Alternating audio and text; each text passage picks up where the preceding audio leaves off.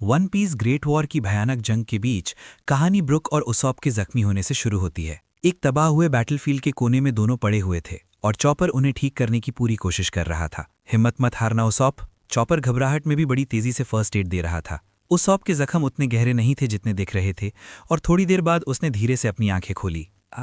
दर्द हो रहा है पर मैं अभी भी लड़ सकता हूँ, ये कहकर उसॉप ने अपने दांत पीसे और लड़खड़ाते हुए खड़ा हो गया। उसका लड़ने का जज्बा अभी खत्म नहीं हुआ था, लेकिन उसके बगल में लेटे हुए ब्रुक की हालत बहुत सीरियस थी। उसका पूरा शरीर बहुत ज्यादा डैमेज था, जैसे कि वो अभी बेहोश हो जाएगा। ब्रुक प्लीज मरना मत। चॉपर ने रोते हुए अपनी पूरी जान लगा दी उसके इलाज में। काफी देर बाद ब्रुक की उंगलियां थोड़ी हिलीं। यो हो, ये कहाँ? ब्रुक ने एक हल्की और कमजोर आवाज में पूछा। शुक्र है ब्रुक, तुम जिंदा हो। चॉपर की आंखों से खुशी के आंसू निकल पड़े।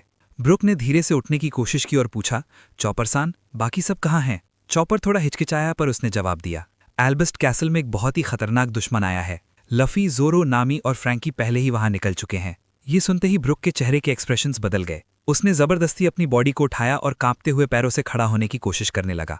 मुझे भी जाना होगा। नहीं ब्रुक, तुम्हारे जख्म बहुत गहरे हैं, मूव मत करो। चॉपर ने उसे रोकने की कोशिश की पर ब्रुक ने धीरे से अपना सर हिलाया। फिर भी मुझे लड़ना ही होगा। उसॉप ने भी हैरानी से पूछा, ओए ब्रुक, ये पागलपन है? ब्रुक थोड़ी देर खामोश रहा और फिर धीरे से बोला, एक इंसान है जिसे मुझे प्रोटेक्ट करना है। वो मेरी बहुत खास दोस्त है। चॉपर और उसॉप दंग रह गए। उनका असली नाम प्रिंसेस शूरी है, लेकिन उनकी याददाश्त छीन ली गई है और वो अपना पास्ट भूल चुकी हैं। इसलिए वो अब एक दुश्मन की तरह लड़ रही हैं। ब्रुक की आवाज कांप रही थी पर उसमें एक मजबूत इरादा था। इस सिचुएशन को बदलने के लिए हमें असली दुश्मन को हराना ही होगा। मैं उन्हें बचाना चाहता हूं, चाहे जो हो जाए। ये सुनकर चॉपर की आंखों से फिर आंसू निकल आए। ब्रुक, ये तो चीटिंग है। अब मैं तुम्हें कैसे रोक सकता हूं? थोड़ी खामोशी के बाद चॉपर ने गहरी सांस ली और हिम्मत जुटाई। ठीक है, पर ज्यादा जोर मत लगाना। ये कहकर चॉपर ने ब्रुक को सहारा दिया और उसॉप ने भी अपना कंधा दिया। चलो एलिस्ट की तरफ। जख्मी होने के बावजूद तीनों एक एक कदम आगे बढ़ने लगे। वो जानते थे कि एक भयानक जंग उनका इंतजार कर रही है, पर उनके कदम नहीं रुके, अपने दोस्तों को बचाने के लिए और उस खास इंसान को वापस लाने के लिए। उसी वक्त एलिस्ट कैसल की छत पर लफी, लोकी और बाकी सारे दुश्मन इमू के साथ एक खतरनाक जंग लड़ रहे थे। हवा में भयानक तनाव था और जमीन कांप रही थी। सबसे पहले जिन्बे ने मूव किया। ये मुझ पर छोड़ दो। जिन्बे ने धीरे से अपनी आंखें बंद की और एल्बाफ की जमीन के नीचे बहते हुए पानी को महसूस किया। उसने अपनी हथेली जमीन पर रखी और नीचे से एक तेज पानी की धार ऊपर खींची। Fishman karate, water flow spear technique. वो पानी की धार किसी जिंदा चीज की तरह कैसल की छत तक पहुंची और पूरी जमीन पर फैल गई। पानी की उस पतली लेयर ने पूरे बैटलफील्ड का बैलेंस बदल दिया। इमू के पैरों के नीचे का एहसास एक पल में बदल गया। इमू ने तुरंत रिएक्ट किया और तेजी से पीछे कूद गया। इस एक पल को रॉबिन ने मिस नहीं किया। सेस फ्लर। एक हल्की आवाज के साथ दीवारों और जमीन से सैकड़ों हाथ एक साथ निकल आए। क्लच। बहुत सारे हाथों ने इमू को जकड़ लिया और उसकी मूवमेंट को पूरी तरह लॉक कर दिया, जैसे किसी बड़े जाल ने इमू की बॉडी को रोक दिया हो। पकड़ लिया, लेकिन अगले ही पल इमू का शरीर धीरे से हिला और काले धुएं में बदल गया। रॉबिन के हाथ खाली रह गए और वो धुआं गायब हो गया। गायब हो गया? तुरंत बाद रॉबिन के पीछे एक ठंडी सरसराहट महसूस हुई। रॉबिन, पीछे देखो। किसी के चिल्लाने से पहले ही इमू वहां पहुंच चुका था। एक काले साए की तरह इमू ने बिना कुछ कहे अपनी तलवार ऊपर उठाई। एक जानलेवा हमला रॉबिन की तरफ आया पर होने नहीं दूंगा। जोरो ने तुरंत बीच में आकर अपनी दो तलवारों से इमू के हमले को रोक लिया। एक भयानक धमाका हुआ और चिंगारियां निकलने लगीं। रॉबिन, पीछे हट। तेरा दुश्मन मैं हूं। सांजी तेजी से आगे बढ़ा और आग से भरी हुई एक किक मारी। डियाबल जैम्बे। उसका पैर ईमू की तरफ तेजी से गया पर ईमू ने तुरंत हवा में उछलकर उस अटैक को डॉज कर दिया। लेकिन उसने ऊपर देखा तो वहां वेट कर रहा था एक चमकता हुआ सफेद साया, गियर 5 लूफी। लूफी का हाथ अजीब तरीके से लंबा हुआ और एक भयानक डंडे जैसा बन गया। बजरंग गन। इस भारी अटैक ने ईमू को डायरेक्ट हिट किया और उसे सीधा जमीन पर पटक दिया। कैसल का फर्श चकनाचूर हो गया और शॉकवेव्स हर तरफ फैल गई। यही मौका है। लोकी ने अपना मुंह खोला और एनर्जी को एक पॉइंट पर जमा किया। खाओ ये। एक काली लेजर निशाने पर छोड़ी गई जो सीधा जमीन पर गिरे ईमू से जा टकराई। बूम। एक जोरदार धमाका हुआ और धुआं और धूल हर तरफ उड़ने लगी। कुछ भी दिखाई नहीं दे रहा था, पर जब धुआं धीरे धीरे छटा तो वहां ईमू खड़ा था। उसका चेहरा थोड़ा जला हुआ था, सफेद बाल बिखरे हुए थे और उसका कपड़ा मैंटल फटकर चिथड़े हो चुका था। उसके मुंह से खून बह रहा था। असर तो हुआ है। जोरो ने गुस्से से उसे देखा, लेकिन अगले ही पल उसकी जली हुई स्किन जैसे वक्त को पीछे मोड़ रही हो, रिवाइंड होने लगी। सारे जख्म और बह रहा खून एक पल में गायब हो गया। सबके चेहरे डर से जम गए। जख्म भर रहे हैं, जोरो की आंखें फटी की फटी रह गईं। क्या ये भी उन्हीं होली नाइट्स जैसा है? ईमू धीरे से खड़ा हुआ और अपने कंधे से धूल झाड़ी।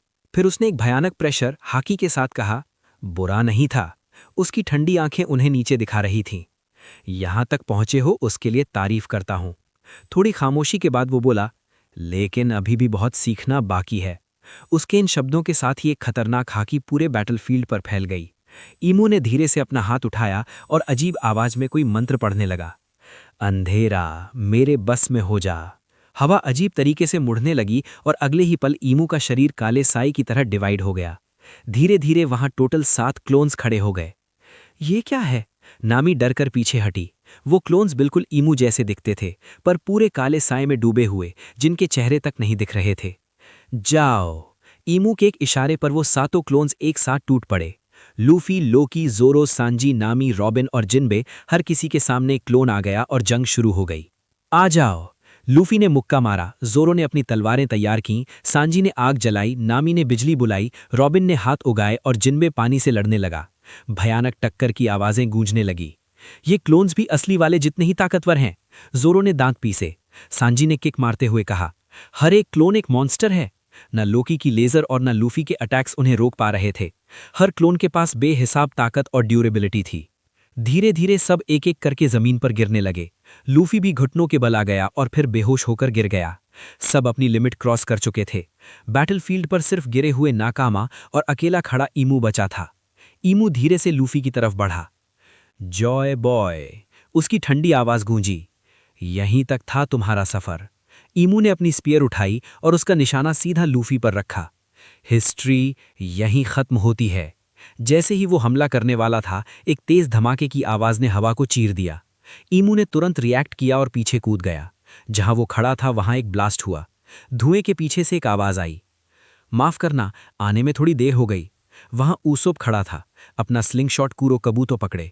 वो जोर जोर से सांस ले रहा था, पर उसका निशाना पक्का था। उसके पीछे चॉपर और ब्रुक भी खड़े थे। चॉपर तुरंत भागकर लूफी और बाकियों के पास गया और उन्हें उठाने की कोशिश करने लगा। हिम्मत मत हारना। अभी जंग खत्म नहीं हुई है, रॉबिन ने दर्द में कराहते हुए कहा। वो आदमी बहुत ज़्यादा ताकतवर है। क्लोन्स का यूज़ करके उसने हम सबको हरा दिया। बैटलफील्ड पर मायूसी फैल रही थी, लेकिन उस बीच ब्रुक खामोशी से ईमू को घूर रहा था।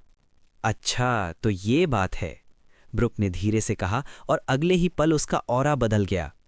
सोल किंग की ताकत दिखाने का वक्त आ गया है। ब्रुक की आंखों के अंदर एक नीली सफ़ेद रोशनी चमकने लगी। उसकी सोल विजन एक्टिवेट हो गई थी। ब्रुक की नज़र में कुछ ऐसा दिखा जो किसी आम इंसान को नहीं दिख सकता था। ईमू के सिर के ऊपर से एक बहुत ही पतली आत्मा की डोर यानी सोल थ्रेड निकल रही थी, जो सीधा धूर मरीजोआ की तरफ जुड़ी हुई थी। तो ये माजरा है, ब्रुक को यकीन हो गया। ब्रुक ने ईमू की तरफ देखते हुए अपनी आवाज़ को बहुत धीमा रखा ताकि सिर्फ उसके साथ ही सुन सकें। सब लोग ध्यान से सुनिए। जंग के बीच लफ़ी और बाकियों ने एक पल के लिए ब्रुक की तरफ देखा। ब्रुक ने मजीद फुसफुसाते हुए कहा, ईमू की बॉडी यहाँ पूरी तरह मौजूद नहीं है। उसके सिर के ऊपर एक सोल थ्रेड है जो मरीजोआ से जुड़ी है। इसका मतलब ये है कि यहाँ मौजूद ईमू सिर्फ एक शैडो है। असली बॉडी मरीजोआ में बैठकर अपनी ताकत भेज रही है। जिनबे ने सर हिलाते हुए कहा, इसका मतलब जब तक वो डोर जुड़ी है, हम उसे कितना भी मारें, असली बॉडी को कुछ नहीं होगा। ब्रुक में एक बहुत इंपॉर्टेंट बात कही, लेकिन अगर हमने उस सोल थ्रेड को काट दिया तो ईमू अपना सहारा खो देगा और तुरंत कमज़ोर हो जाएगा। लफ़ी के चेहरे पर एक मुस्कान आई। सही है, बढ़िया प्लान है। अगले ही पल सबने मिलकर हमला शुरू कर दिया। लफ़ी का पंच, लोकी की लेज़र, संजी की आग वाली किक, नामी की बिजली, रॉबिन के हाथ और जिनबे का पानी सब एक साथ ईमू पर टूट पड़े, लेकिन ईमू ने बड़ी आसानी से सब डॉज कर दिया। फुजूल है, ईमू की आवाज़ गूंजी। तुम्हें क्या लगा तुम्हारे इन मामूली अटैक्स से मुझे फ़र्क पड़ेगा? यही मौका है। ब्रुक पीछे से उछला और अपनी तलवार ऊपर उठाई। उसका निशाना सिर्फ एक पॉइंट था, ईमू और मरीजोआ को जोड़ने वाली वो आत्मा की डोर। कट जाओ। एक हल्की सी आवाज़ आई और ब्रुक ने महसूस किया कि उसने डोर काट दी है। क्या? ईमू का चेहरा पहली बार डर से हिला। तुरंत उसकी हालत बिगड़ने लगी। वो घुटनों पर गिरकर जोर जोर से खांसने लगा और उसके मुंह से खून निकलने लगा। नामुमकिन, मैं यहाँ सांस नहीं ले पा रहा हूँ। उसका शरीर इस बाहर की दुनिया के साथ एडजस्ट नहीं कर पा रहा था। मुझे वापस जाना होगा। ईमू ने कांपते हाथों से हवा में एक निशान बनाया और उसके पैरों के नीचे एक काला अबिस मैजिक सर्कल बन गया। भागने नहीं देंगे, जोरो चिल्लाया और सब उसकी तरफ लपके, लेकिन बहुत देर हो चुकी थी। इमू ने आखिरी बार उन्हें देखा और उस अबिस के अंदर गायब हो गया। मैजिक सर्कल भी मिट गया और बैटलफील्ड पर अब सिर्फ खामोशी बची थी।